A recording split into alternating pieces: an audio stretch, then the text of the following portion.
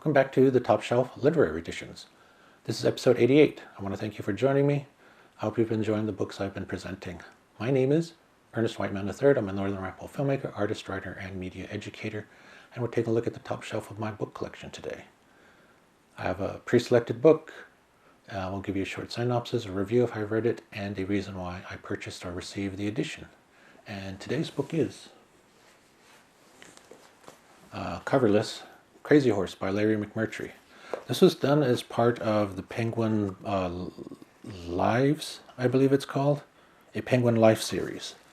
And there was well-known authors taking on biographies of historical people. And if I can name a few that I recognize, Marshall Frady on Martin Luther King, Mary Gordon on Joan of Arc, Edmund White on Marcel Proust, and Peter Gay on Wolfgang Amadeus Mozart. So it's part of a very esteemed biography collection. But of course, it turns out that Larry McMurtry's was one of the thinnest because, as he states himself, he's not up to the task of trying to create a biography of Tasumka Whitco, also known as Crazy Horse, because one, almost everything that's written about him has been mythologicalized. He makes a great metaphor for the Crazy Horse Monument in South Dakota, where they're blasting a sacred mountain to create this statue to Crazy Horse. What the figure that is emergent isn't based on anything. It's based on people's ideas and the myths that surround him. So he couldn't think of a better metaphor of, tainting sacred land to prop up this idealistic, mythologicalized figure that you know absolutely nothing about. In fact, he writes himself saying, there's more that's been written because more people have seen the death of Tasumka Whitco, and sort of create this what he coins the Gospels of Crazy Horse.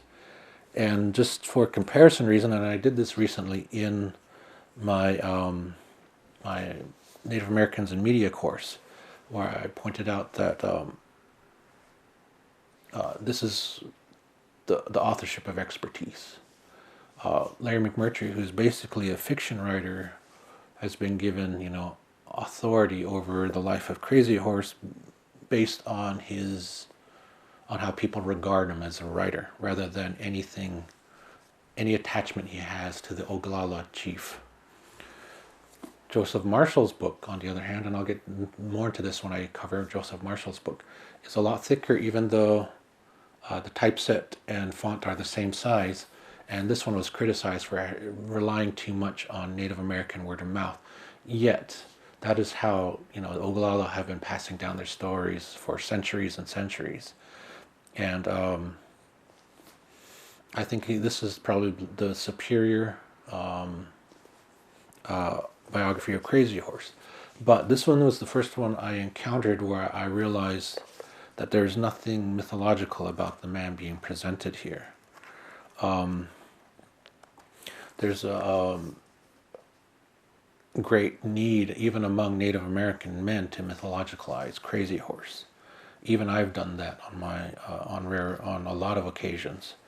And I always say that Crazy Horse is the only Native American man that Native American men are allowed to be in love with, because of how much we pedestal him and mythologicalize him, and the way we want to say, we got to live our lives like Crazy Horse, and okay, hey, it's a good day to die, when you realize, being ready to die is counter to living a productive and empathic life. But this is the book that set me on all that. I was a fan of Mary Sandow's book until I read this one. Then I read this one. And we'll get into this, a deeper dive into this. But that's the reason why I purchased it. That's the reason why I keep it. So there's a great story in here where his friend He Dog is contemplating finally surrendering and moving to the reservation, and Crazy Horse says he's not. He's going to go out hunting again. And He Dog says, won't this make us enemies? And he says, it's the white man that makes rules for everybody to live by. He says, camp where you please. Whether that story is accurate or authentic or not, I believe speaks to the sort of attitude Crazy Horse had towards moving towards reservations and towards restricting his own life, because people don't realize how fairly conservative Crazy Horse was, even though he's become this bastion of liberal ideology. And that's something I learned from this book and this book as well, is that you can't really take the aggrandizement of your heroes at face value.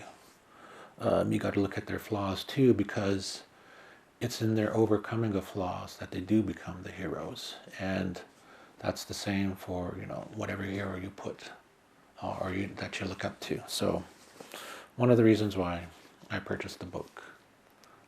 So Crazy Horse by Larry McMurtry is on today's top shelf. Thanks for joining me. I will catch you next time.